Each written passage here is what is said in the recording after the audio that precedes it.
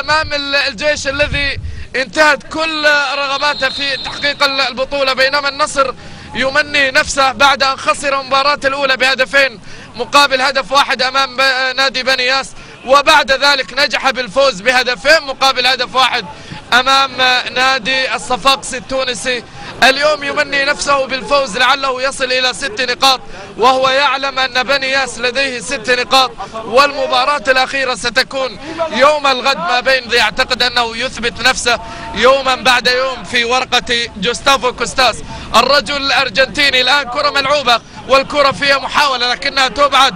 من الأسماء القليلة التي كانت، وأعتقد أنه كان الوحيد لدينا انطلاقة، والانطلاقة إلى الحاج والتقدم من معتز كيلوني وخطير من ماجد الحاج، لكنها أبعدت وذهبت إلى ركلة زاوية.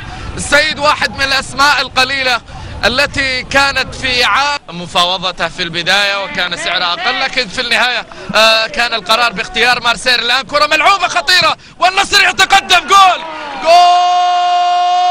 أول في المباراة. الزيلعي يسجل ثاني أهدافه في البطولة وأول أهداف النصر في هذه المباراة، لكن هدف جميل للغاية من انطلاق من الجهة اليسرى عن طريق الإحطاني، والعرضية كانت موجودة.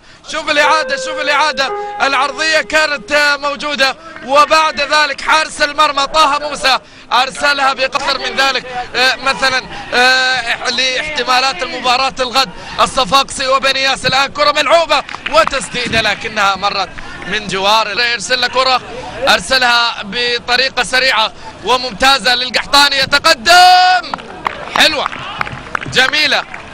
أرسل كرة مرت من القائم الأيسر للحارس وأمام الرجاء البيضاوي، ونجح بالفوز برباعية لا تنسى. الآن كرة ملعوبة والكرة خطيرة وأرسلت وذهبت إلى ركلة زاوية لمصلحتها في المباراتين السابقتين أمام الصفاقسي وأمام بني ياس، ويدخل باحتكاكات والتحامات، ويبدو أن السهلاوي يتعرض للضرب. لا تتحدث عن الفارق وصناعة الفارق. الآن كرة ملعوبة والكرة خطيرة، وراضي يتألق وتعود وتصطد مرة أخرى، وعادت من أمام إلى نادي الجزيرة في الأردن.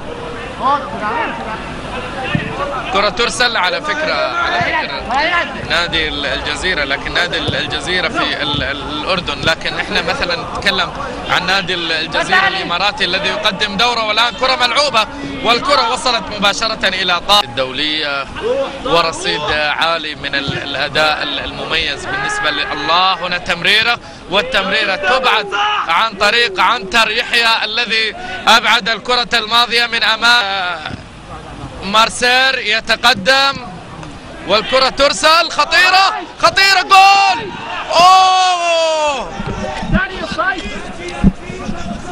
ضاعت،